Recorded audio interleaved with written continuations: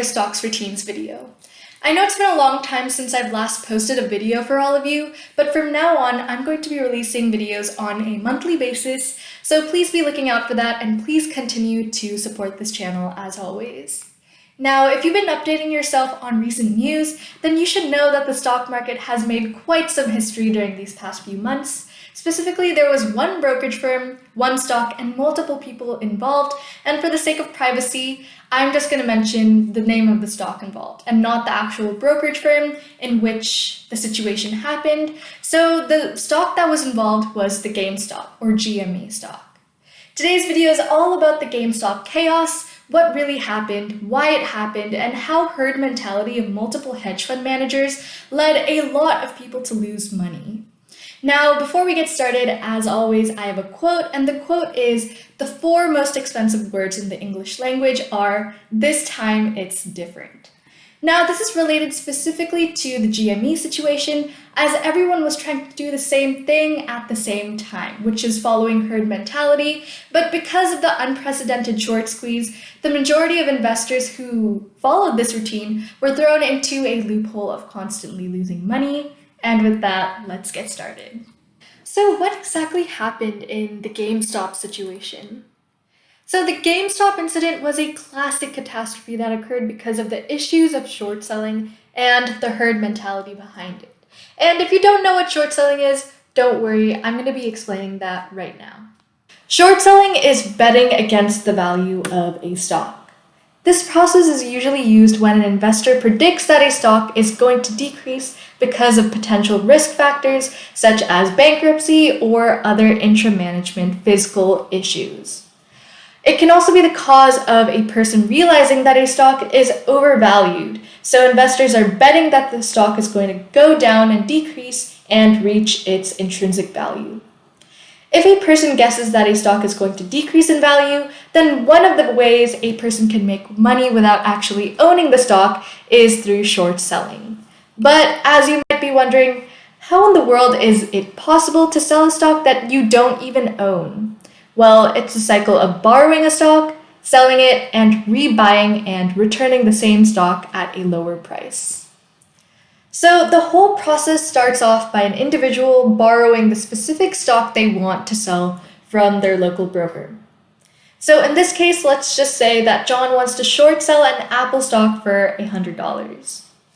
John will call his broker and ask for the broker to sell whatever stock he wants, in this case the Apple stock, so the broker will get the stock either from their stock inventory or their other clients' portfolios and sell it for John at $100. Now John has $100 in his account that he doesn't rightfully deserve, and this is where John's predictions of the stock price going down is going to come into play. If John thinks that the stock price is going to reach a lower value, he will need to buy back the stock at the lower value in order to return the stock he had borrowed from his broker. Let's just say that John's predictions are right. The stock value has hit a peak of $100 and starts to de-escalate to a share price of $75. Now, John has found the perfect opportunity to buy back the Apple stock because of its lower price. Once he has bought the stock back, John gets to keep his profit returns while giving back the stock he had borrowed to his broker.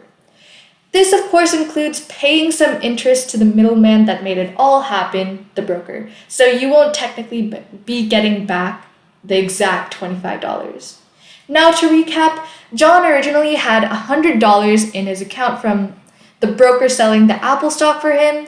He buys back the stock at a lower value of $75 to give it back, leaving him with a grand total of $25, a bit less because of the interest, from the original $100.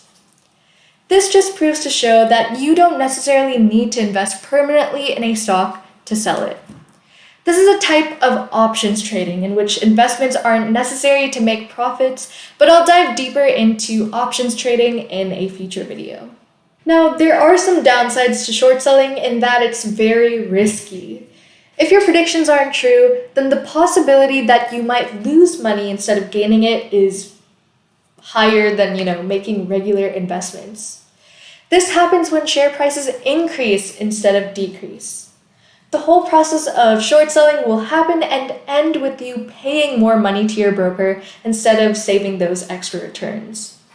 Now, there are benefits and risks involved with both investments and short selling. And the most you can lose on an investment is 100% of your assets, because the most the investment can go down is to a value of $0. This means all of your investment has lost its value, causing it to go down to a value of 0. However, short selling might cause you to lose even more money than the 100% of what you originally sold the share for, because share prices might rise infinitely. There's no determination of when a share's price will stop increasing, so if you're short selling in a bull market, let's just say you're not going to do well. Now, relating this to GameStop, since GameStop was coming to a point of bankruptcy, investors wanted to use the tips and tricks of short selling in order to make a profit, as they were betting against the value of the GME stock. And among these investors were hedge fund managers. If you don't know what hedge funds are basically funds that are pooled by many investors so that they're more expensive compared to conventional investment funds and will often restrict investment to high net worth or other sophisticated investors. So hedge fund managers are basically actively overseeing all of the funds of these pooled investors. So it's important that these managers do their job right so that their clients can make appropriate profits. So hedge fund managers decided to short sell and buy back the GME stock. And since many people had the same plan, so many people were buying back the GME stock to cover their position, causing a short squeeze to happen. And a short squeeze occurs when a stock or asset jumps sharply higher, forcing traders who had bet that its price would fall to buy it in order to forestall even greater losses. And their scramble to buy back only adds to the upward pressure on the stock's price. So GME's stock price was rapidly inflating, causing those hedge fund managers to incur heavy losses. In response, and to help these hedge fund managers out, the brokerage firm that was involved placed restrictions on regular investors and only allowed investors, except those hedge fund managers, to sell their borrowed stock and to not buy it back to cover their position. And that way, GME stock prices could go back down and make it easier to get back returns for those hedge fund managers. But the firm finally lifted all restrictions on Wall Street bets, fueled stocks, so now the issue has been resolved, but this incident was unprecedented by many at the time, although now in hindsight bias, we can see that this was bound to happen as the masses were trying to short sell, therefore causing a short squeeze. And that wraps it up for today's video. I hope you gained a better understanding of the GameStop situation after watching this video, because when I first heard about the news, I found it so disorganized and hard to understand. So I hope this video helped you gain a better understanding as to what exactly happened and the terminology involved behind it. As always, don't forget to like, share this video with others, comment in the comment section down below, and most importantly, if you haven't already, don't forget to subscribe. As always, see you next time.